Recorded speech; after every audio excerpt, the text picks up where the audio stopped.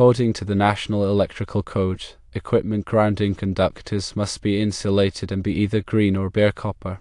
If a contractor uses 6 copper-insulated black conductors for equipment grounds and re-identifies them green at their terminations, this is non-compliant with the NEC.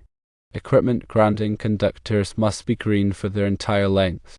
If the contractor's supply house cannot find 6 insulated green aluminum, the contractor could pull in 4 aluminum per table 250.119 for a 200 amp overcurrent protection device and re-identify it. This would be compliant with the NEC. Table 250.119 allows for the use of 4 American wire gauge aluminum for equipment grounding conductors for a 200 amp overcurrent protection device. Now, if the overcurrent protection device is 100 amps and the contractor uses 6 aluminum because of the high price of copper, this would not be compliant with the NEC. Table 250.119 does not allow for the use of 6 American wire gauge aluminum for equipment grounding conductors for a 100 amp overcurrent protection device. In this case, the contractor would need to use 4 American wire gauge aluminum or larger for the equipment grounding conductor. Therefore, the inspector should require the contractor to use the correct size and type of equipment grounding conductor for the overcurrent protection device being used. If it's a 100 amp overcurrent protection device, this would require the use of 4 American wire gauge aluminum or larger. It is important to understand the specifics of Table 250.119 to ensure proper equipment grounding and compliance with the National Electrical Code. This table outlines the acceptable sizes for aluminum and copper conductors based on the rating of the overcurrent protection device. Firstly, let's delve deeper into the requirements for a 200 amp overcurrent protection device. As previously mentioned, 4 American wire gauge aluminum is permitted, but it's crucial to note the specific installation requirements outlined in the NEC. These include proper termination methods and ensuring the conductor is protected from physical damage. Secondly, when dealing with a 100 amp overcurrent protection device, the NEC mandates the use of 4 American wire gauge aluminum or larger. The rationale behind this requirement is to ensure that the grounding conductor has sufficient ampacity to safely carry fault current back to the source, thereby facilitating the operation of the overcurrent protection device.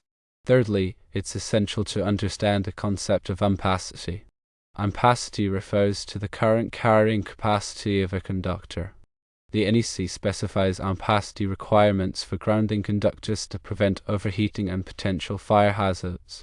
Fourthly, the choice between copper and aluminum conductors often comes down to cost and availability. While copper generally offers superior conductivity, aluminum can be a more economical option, especially in larger sizes. However, it's crucial to select the appropriate size aluminum conductor to meet the NEC ampacity requirements. Fifthly, re-identifying conductors is a common practice in electrical installations, but it must be done correctly. When using insulated conductors for equipment grounding, they must be green for their entire length or be re-identified with green tape or paint at all termination points. Sixthly, inspectors play a vital role in ensuring compliance with the NEC.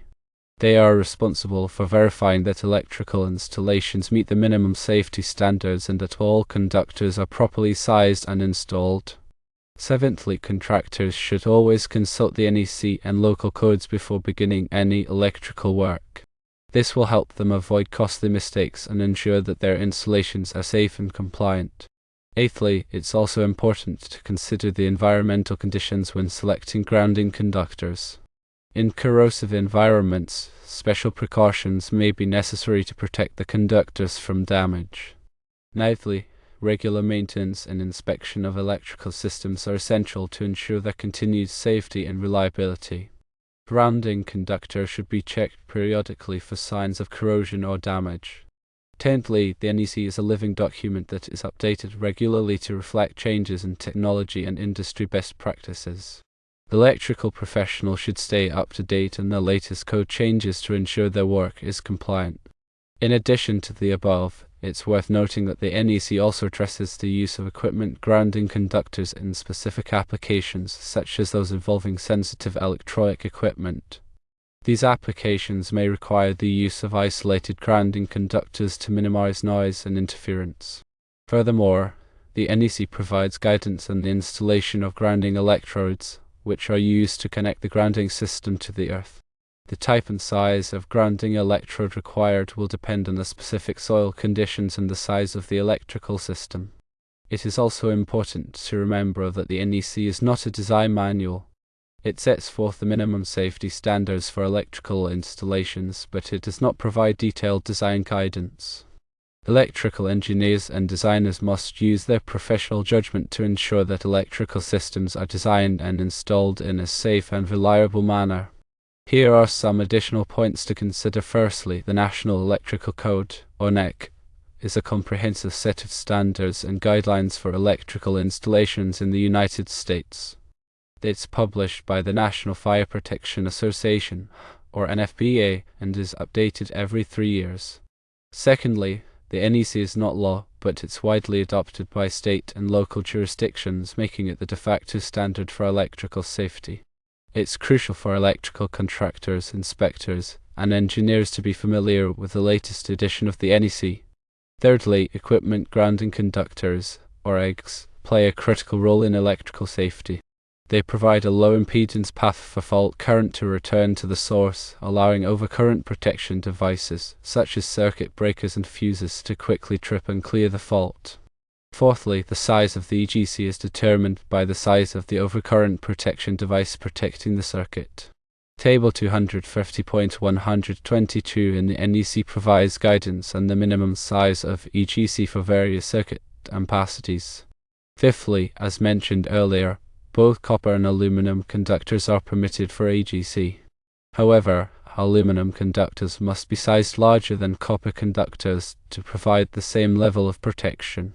Sixthly, when using aluminum EGC, it's important to ensure that they are properly terminated. Aluminum connections can loosen over time due to thermal expansion and contraction, so it's essential to use connectors that are specifically designed for aluminum conductors and to follow the manufacturer's torque specifications. Seventhly, the NEC also addresses the use of flexible metal conduit, or FMC, and liquid-type flexible metal conduit, or LFMC, as EGs.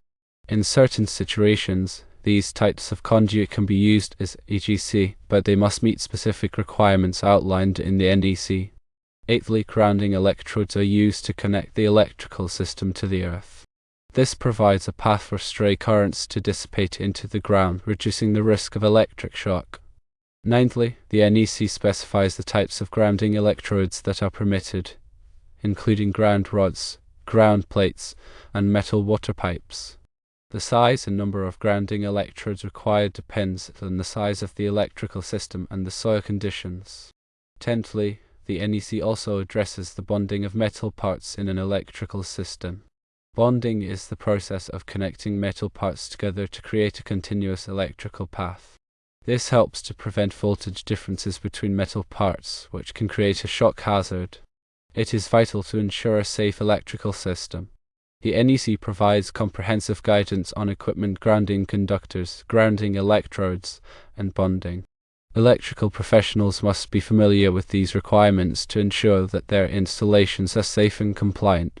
In addition to the points discussed, let's consider some practical scenarios and common misconceptions related to equipment grounding conductors. Firstly, a common misconception is that the equipment grounding conductor is only needed for fault conditions.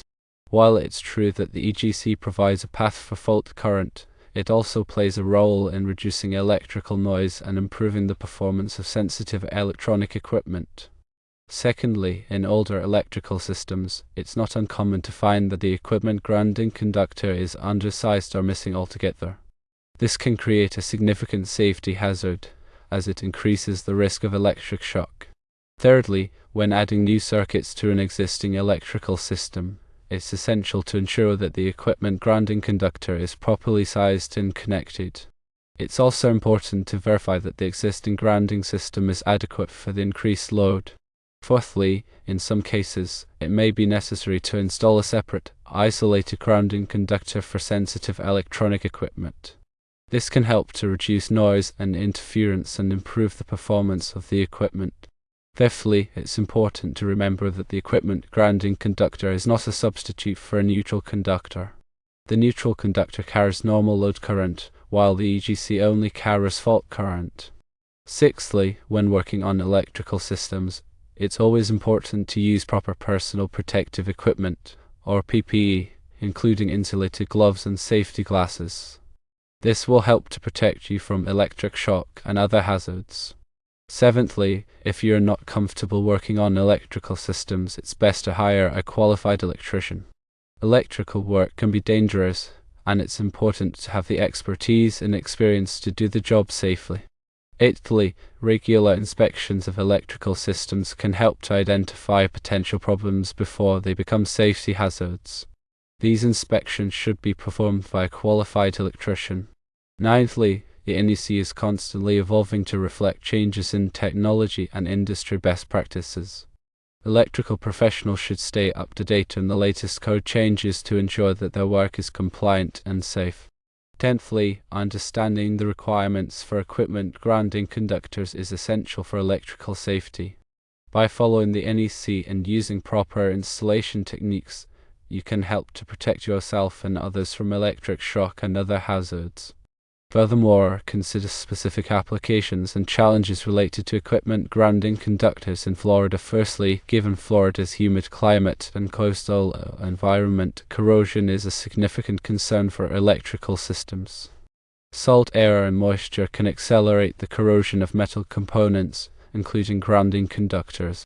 Secondly, when installing grounding conductors in Florida, it's important to use corrosion-resistant materials and to take precautions to protect the conductors from the elements.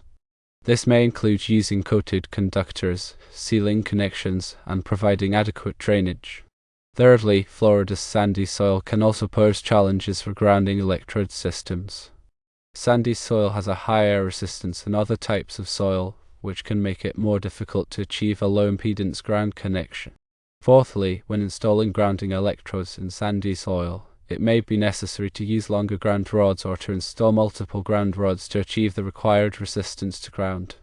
Fifthly, Florida's frequent thunderstorms also highlight the importance of proper grounding. Lightning strikes can cause severe damage to electrical systems and can create a significant risk of electric shock. Sixthly, a properly grounded electrical system can help to protect against lightning strikes by providing a path for the lightning current to safely dissipate into the ground. Seventhly, Florida's building codes also include specific requirements for grounding electrical systems.